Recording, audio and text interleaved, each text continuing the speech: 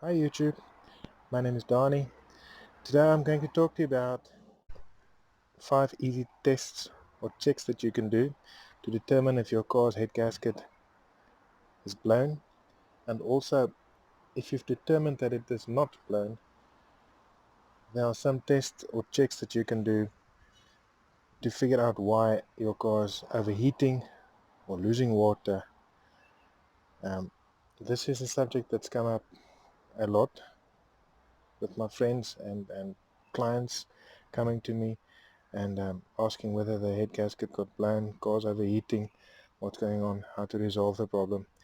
And this is something that I really want to post just so that you can check at home and see what might be the problem with your engine before taking it to the mechanic and having them do some expensive tests on it.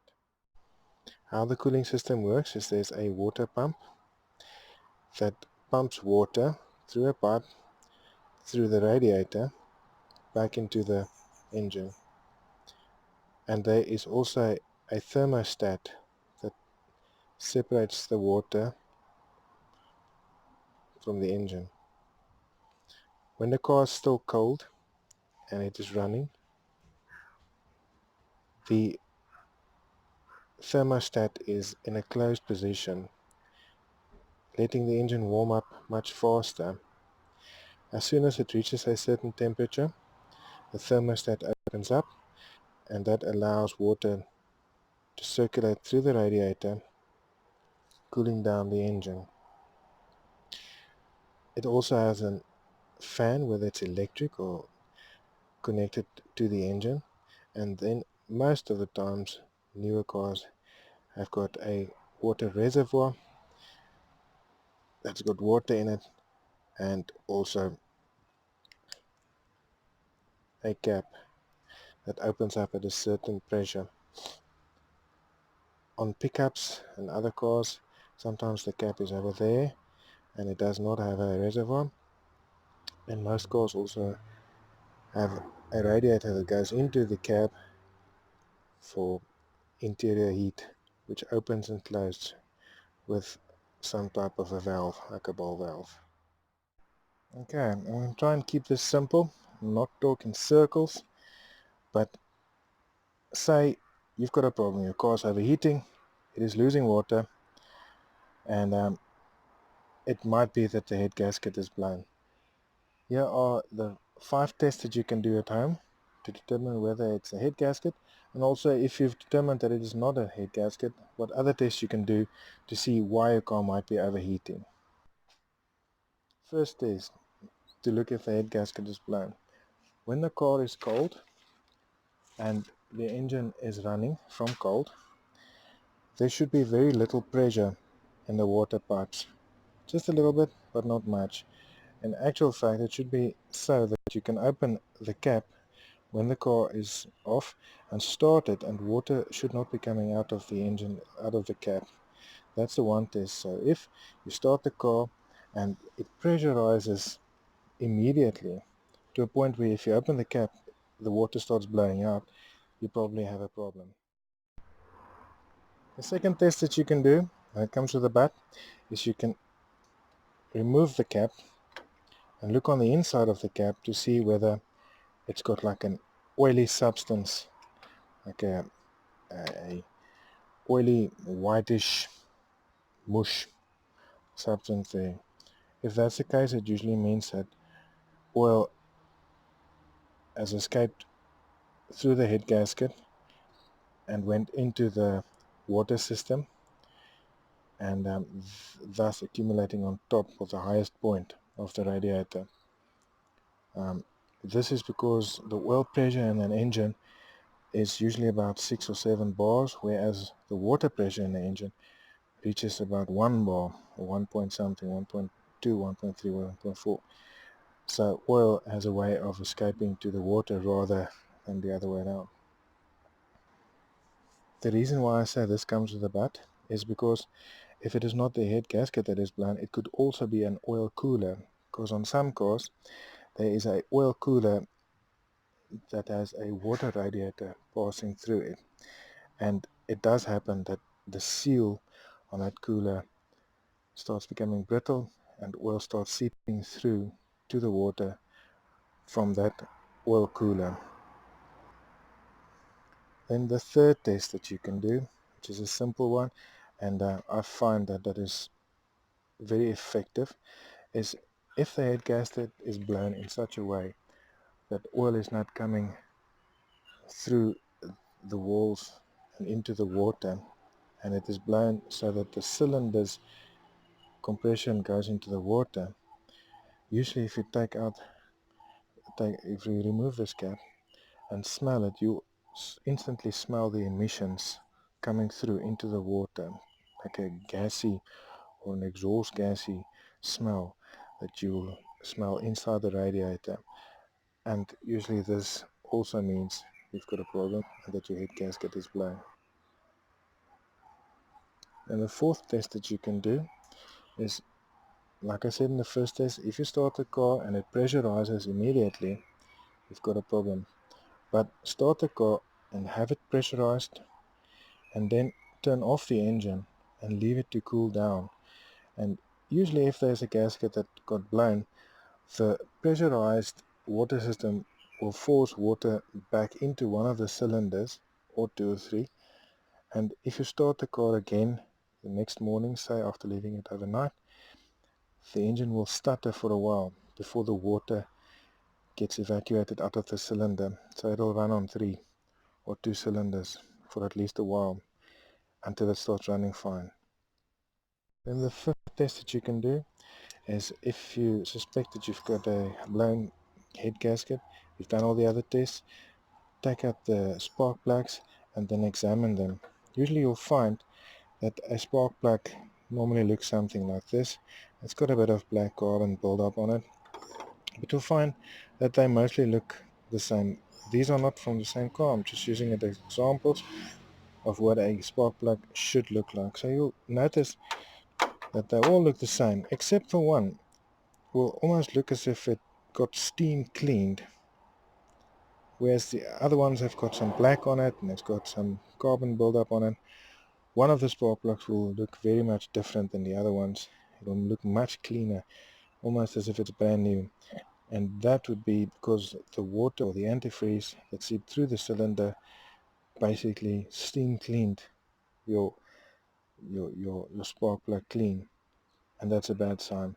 If you have access to an endoscope, you can actually put it inside one of the spark plug openings, and if you look on the inside of an engine with a blown head gasket, you'll find that one of the cylinders, one or more of the cylinders, is sparkling clean compared to the other ones, and that is a certain fact that your head gasket is blown.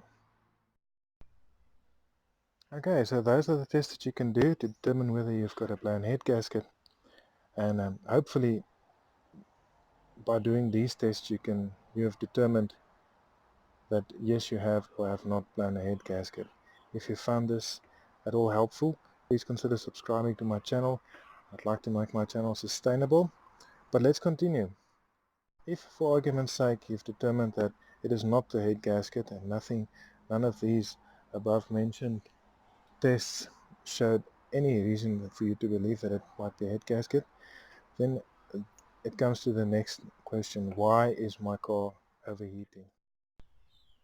Okay, so there are 5 overheating scenarios to my mind, or you can round it down to 5. If there's any more, you can just add it in the comments. Is either your engine is overheating whilst you're standing in traffic, or it's overheating on the highway when you're driving at speed, or your engine is overheating immediately as soon as you start it, a couple of meters, a couple of minutes later, the engine overheats, whether it's a cold morning, hot afternoon, from work to work.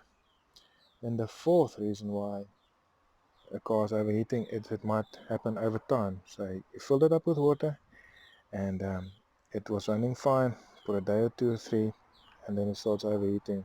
You go back to the engine, you realize it needs water, fill it up with water, and then it lasts for a couple of days again before starting to overheat. And then the fifth reason usually is everything is fine, it never overheats. As soon as you put the car under power, you go up a steep hill or you draw a trailer, the car starts overheating. Those are the 5 reasons mostly that a car will overheat. Now by doing these checks, you can determine what might be the problem. So there are 7 causes why a car might be overheating. I will list them and I will give you the symptoms associated with those causes. The first cause why a car overheats is that there might be a leak in the water system. Well, it's quite simple to check. Just drive the car till it reaches temperature. You'll find that under temperature the system is under pressure. Stop the car and then start inspecting for water leaks anywhere in the water system, either by the radiator, by the pipes, even on the engine, even on the underside of the engine. Just check if you can see some water leaks. It helps to have antifreeze in your engine because that will make it quite clear if it's leaking water somewhere. Another reason why a car might be leaking water under pressure is that the cap that is usually rated at a specific pressure has failed, and therefore water is leaking out through the cap. Then the water system can't reach the desired pressure, can't keep pressure, and water is going out the cap and it's getting replaced by air. A symptom of a just plain normal water leak on an engine is usually that the car runs fine, it keeps its temperature, there's no problems on the highway or even in traffic, but over time it heats up. So you're driving the car for a day or two and then all of a sudden it starts heating up, overheating. You stop over, put some water in the system, bleed the system again, and you can drive again for a couple of days. Usually that means that you've got a water leak somewhere in your system. It's either a leak on the pipes, on the radiator and the engine, or like I said, it might even be the cap that is not keeping its pressure. Then the second reason for an engine to overheat is that the thermostat might be stuck. How a thermostat works is, like I said on the picture, as the engine starts and it comes on to temperature as soon as possible, and as soon as it reaches temperature the thermostat opens and it starts circulating water through the radiator to keep it cool. Now a symptom to check whether it's a thermostat is usually when you start the car, whether it's on a cold morning or when you're leaving work, you start the engine and it reaches temperature quite quickly and then the temperature just keeps on climbing. That usually means that the thermostat did not open, so the engine is coming to temperature and it just keeps climbing and getting hotter and hotter and hotter. It doesn't matter whether it's a cold morning or a hot afternoon, the temperature just goes up straight away. Usually if you want to check, double check if it's thermostat that is stuck, put your hand on the top pipe of the radiator and the bottom pipe of the radiator and you'll find that there is a definite difference in temperature. That means that the water is not circulating properly. That usually means the thermostat that is stuck. Then the third cause for an overheating engine is that the fan might not be coming on. So a symptom of a fan that's not coming on is that you're driving the car, you're starting the car, it's coming up to temperature, it stays at temperature properly because the thermostat did open, and you drive the car and when you get stuck in traffic it starts overheating. As soon as you drive on the highway or at speed, the temperature comes down again, and as soon as you stop at a robot and drive slowly again, the temperature starts going up again. Usually that means the fan is not coming on, and as soon as you go onto the highway, there's enough air flowing through the radiator to cool the system down again. To check for a fan or to test a fan, if a car's got an electric fan, start it and just put on the air conditioner.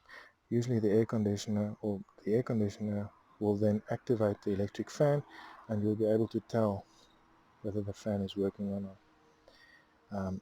If you've got a viscous fan like on this pickup that is connected straight to the engine, when the car is cool the fan will be able to turn freely, and as soon as the engine is on temperature or hot, you won't be able to turn this fan because it gets connected to the engine directly, and it should not be able to turn freely. If it does, you've got a problem with your fan. And the fourth reason, which could be a bit of a tricky one, is that your radiator is blocked or it is too small, whether it's an aftermarket market application. To check whether it's a radiator that is blocked, it's not easy, but the first thing that you should do is make sure that the water in your system is nice and clean. If you open up one of these pipes and you find that there's like muddy, gunky, rusty stuff there, usually it means that your radiator the veins in your radiator could be blocked. If you've got access to your radiator and the car's at temperature, and you just feel on the inside of the radiator, and you feel through all the veins, even if you come from the front, if you're able to get your hands in there, you'll be able to feel that some of the veins are very hot and some are cool. That means that there's no flow of water going through the radiator, and that is typical a symptom of a blocked radiator. And the fifth reason for a car to overheat, also a bit of a tricky one, is that your water pump is not working fine. To check whether a water pump is working fine, it's not so simple, but it can be done. You take out this cap, and when the car is on temperature and the thermostat has opened, you should be able to see a flow of water underneath the cap. If you're not able to see a flow, just release the pressure on the system and remove one of these pipes and start the car, and you'll instantly see the water splashing by and trying to circulate through the system. If there's no circulation there and you started the engine, it might mean that your water pump's not working. And then a sixth reason why an engine might be overheating, but this is more for aftermarket application, is if you've done a tune on the engine and the timing isn't right, or the fueling isn't right on the engine, it might overheat. What I mean by this is, if you, for instance, installed a aftermarket turbo on an engine and the air and fuel mixture isn't right, it might be running too lean, which basically means that the inside of your engine becomes a blowtorch because there's too much oxygen and too little gasoline, making it warmer and warmer and warmer, heating up, and therefore overheating your engine.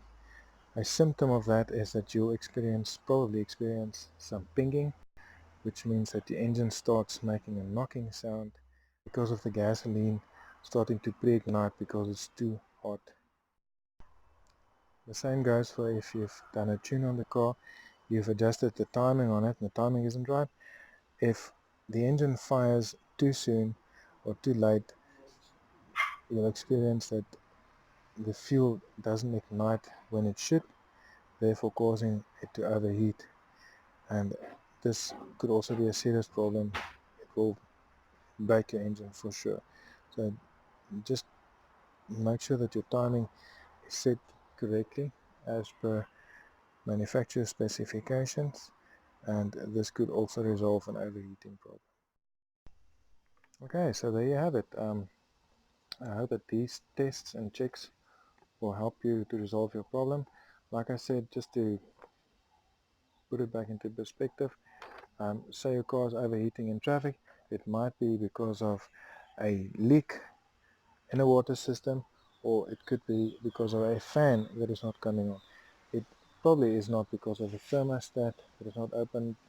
It is probably not because of a blocked radiator. It's probably not because of a water pump, but because of those. If it starts overheating on the highway, it could be a blocked radiator or a water pump that is not circulating, but it probably is not a fan that is not working, and also a thermostat, because the thermostat would have had the engine overheat much sooner. Then if your car starts overheating immediately, that probably means that the thermostat, not a fan or a blocked radiator, because the temperature just shoots up from cold to hot straight away. If your car starts overheating over time, it usually means that there's a leak in the system. So everything else is working fine as it should, But over time, in a day or a couple of days time, the car just starts overheating. When you go to the reservoir, you find that it's out of water. Just check, make sure that there's no leak, and also very important, check that your cap is still right. It's usually worth just buying a new cap and putting it on there. They're not expensive. And then the fifth reason is if your car overheats when it's under load, under power.